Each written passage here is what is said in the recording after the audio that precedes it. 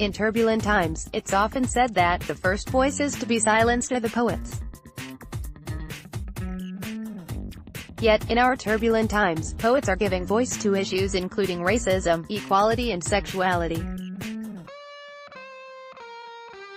This week, on June 7th, the Griffin Prize for Poetry will be presented to 2 poets, one from Canada, one international, chosen from 7 finalists.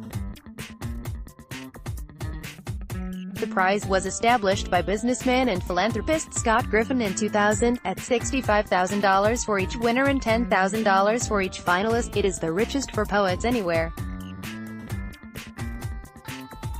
He was concerned that poetry had basically disappeared, and said the objective was to bring it back. Here, brief interviews with the 3 Canadian and 4 international finalists. Aisha Sasha John for I Have to Live. This is John's 3rd volume of poetry. Her 2nd, Thou, was a finalist for the Trillium Book Award and the Relit Poetry Award. John is a dancer and artist whose work has been installed at Union Station in Toronto. On the title, while I was writing the book, the Black Lives Matter movement was taking rise.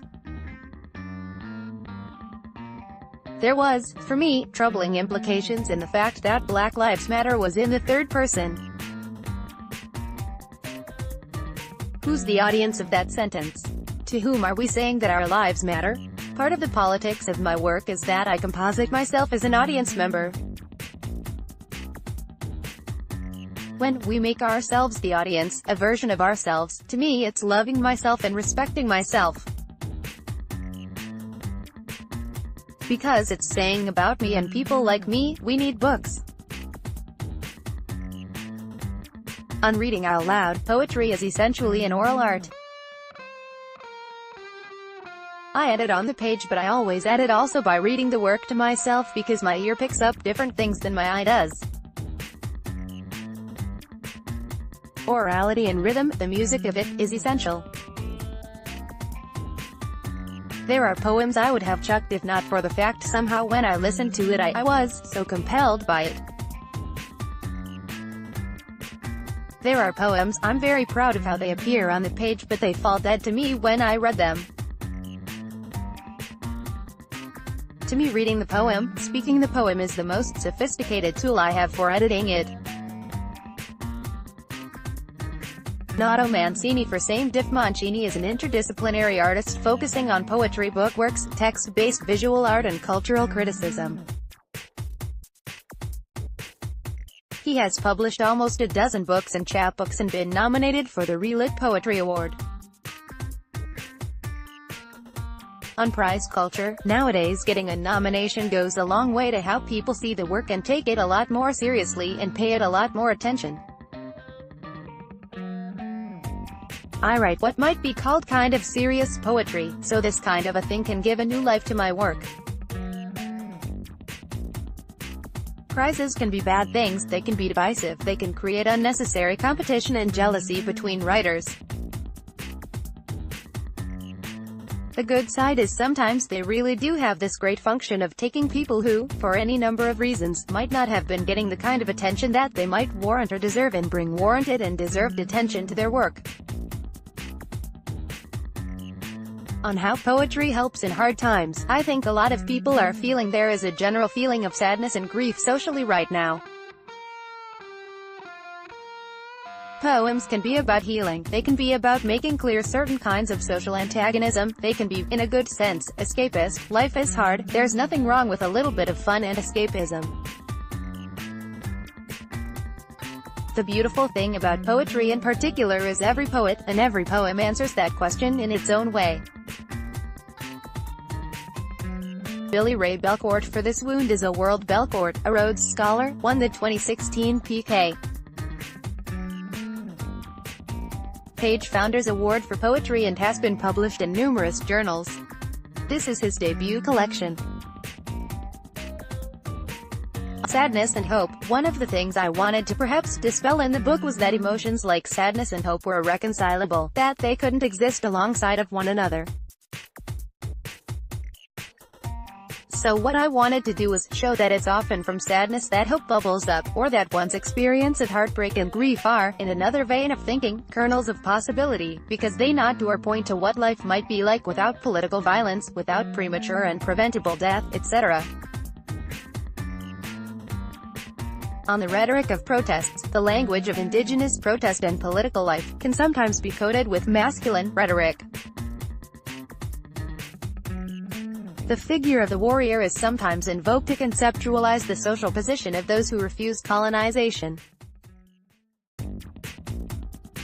And what I wanted to do was to illuminate other facets of indigenous social life that are more mundane or less politically loud. So I talk about my kinship with my grandmother, for example. But also the book is about sex and sexuality, intimacy and desire, and how those are places where we enact forms of care that are politically powerful. Why poetry? We asked the 4 international nominees for the prize a simple question. Here's what they said. Tongo Ison Martin, Heaven is All Goodbyes, City Lights. Ison Martin is a movement worker and educator who has taught in detention centers from New York to California. He has previously been nominated for a California Book Award for Someone's Dead Already.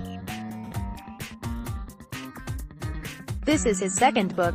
I write poetry for the sake of exploring compounded insights and discovering new patterns of logic. I write poetry to expand the possibilities of my perception and those who read it. I write poetry to embrace and play with my internal chatter, muting, exaggerating, treasuring, making fun of, stressing, and relaxing all of its various voices. And hopefully write poems that bring people to the possibility of invincibility in every moment, no matter how violent, traumatic, chaotic, and unfair. I write poetry to walk towards my subconscious and return with music. Susan Howe, Death's New Directions, from the United States. Howe is a multidisciplinary artist. She's written more than a dozen books of poetry, and was artist-in-residence at the Isabella Stewart Gardner Museum, and so it was I entered the broken world, to trace the visionary company of love, its voice, an instant in the wind, I know not whither hurled. That's Hart Crane in his last poem, The Broken Tower. Why poetry? Because it's necessary. Poetry is both revelation and calling. Poetry provides a reader with a secret sense of peace, or is it a furious calm? Art traces, repairs, and offers harmony where future meets present in this our unknown universe. Almost like field recording.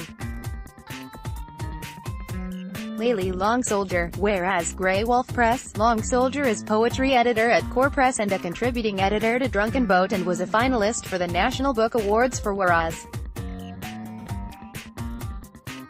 She lives in Sile, Ariz, in the Navajo Nation. This is her 3rd volume of poetry. I do not have to provide a thesis and prove the point. I can lay bare the image and allow the reader to interpret on their own terms.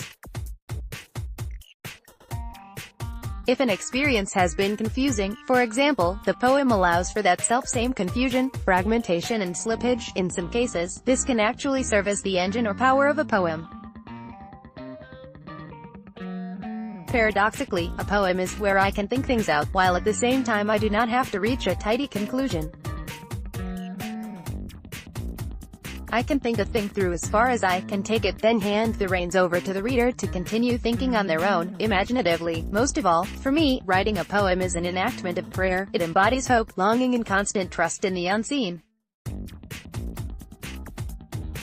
Natalie Shapiro, Hard Child, Copper Canyon Press, from the United States. She holds degrees in both law and creative writing, is a professor of the practice of poetry at Tufts University, and includes among her awards a National Endowment for the Arts Fellowship.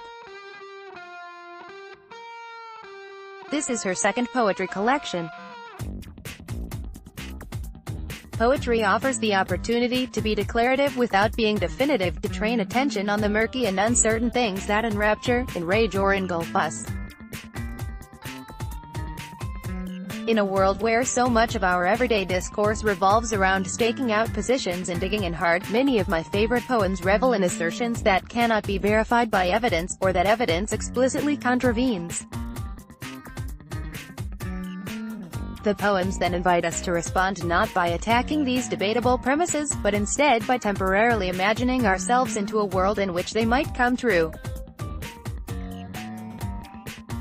Why, we ask ourselves, did the poet bring us here? And therein comes the insight. This is one of the things I love about poetry, its investigation of contradictory impulses and its stubborn embrace of tension, in worlds both outside and in.